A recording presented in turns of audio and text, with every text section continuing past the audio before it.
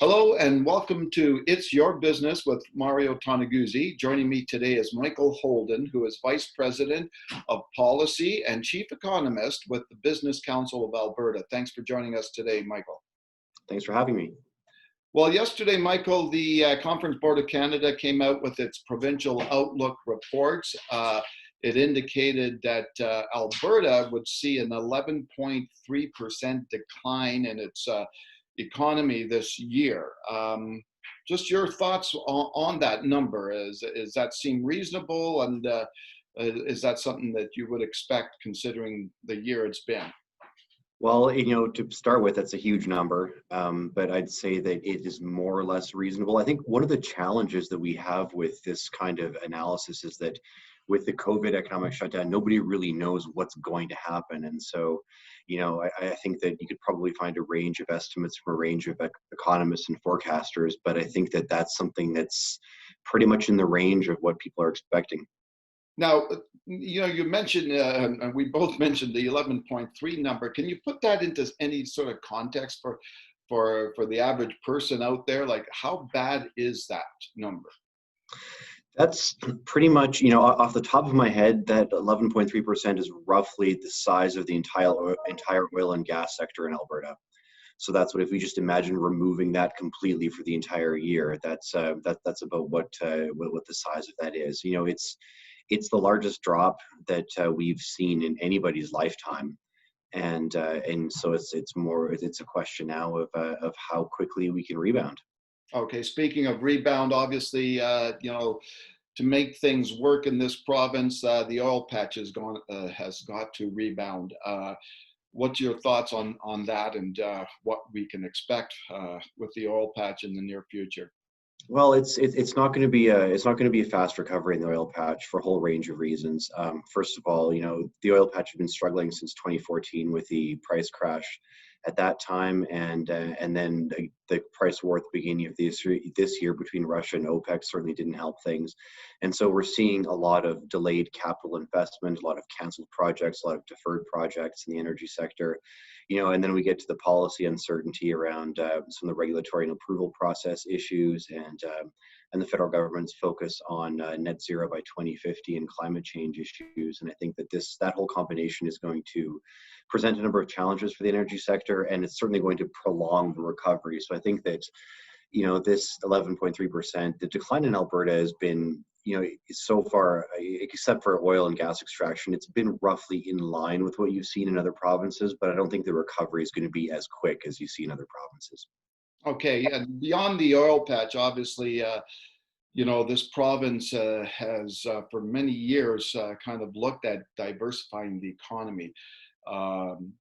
Some would say, I guess, not so successful, but there are, green shoots out there, and new kind of businesses and industries popping up.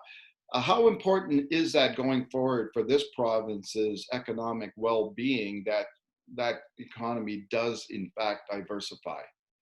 I think it's extremely important, but I think that there are a couple of issues with the whole concept of diversification that we always need to remember. One is that the Alberta economy today is much more diversified than it was in the 1980s. Second of all, there's no finish line for diversification. This is one of the challenges that we have. We have a huge oil and gas sector that's been instrumental in building wealth in Alberta and across Canada. And so the fastest way to diversify is to shut down the oil and gas sector, because if you, I did this study once at BCA here, if you remove oil and gas from Alberta, we're actually not too bad in terms of how diversified the provincial economy is. So what we have here is simply a case where we have one additional industry that other provinces don't have, that's so large that it makes us seem undiversified. And so what we need to do if we want to diversify further is to make sure that we do so by allowing other industries to grow and expand without sacrificing the existing assets and economic base that we have now. So it's an additional growth. It's not a substitute. Okay, I want to come back to that conference board report. The other thing it did say was that in 2021, so next year, we can expect the province to see 7.9% economic growth. Is that reasonable from what you're seeing and understanding? Yeah, I think that, how we expect this, the path to play out. This is assuming that we don't have another round of a second wave of COVID hit or a new economic shutdown or delays. The economic growth or every indicator you can think of pretty much went off a cliff in March, and it started to climb back up, fairly tightly. Like there's a bit of a snapback, but then we're going to see like a gradual increase over time to get back to where we were in February 2020. So that that 7% growth rate is more or less in line. It means that we'll still be worse off. We'll still have a smaller economy than we did a year later, or a year, or even 18 months prior. And I think that's it's how quickly we can get back up and fill that gap is going to be the challenge. But it's not going to be overnight. It's not going to take a year. It's probably not even going to take 2 years. Okay, and Michael, a last question I have for you. You obviously are a part of the Alberta business community and talk to a lot of companies and business owners, etc. What's the sense of the mood you get out there by these business community?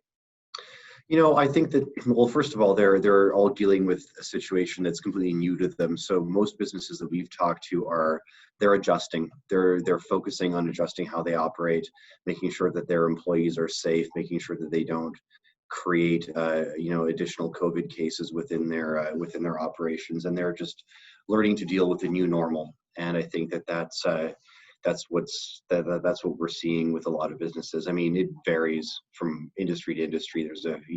The airline companies and energy companies and tourism companies are having a rougher time of it. Yeah. But on the whole, I think that's what we're seeing.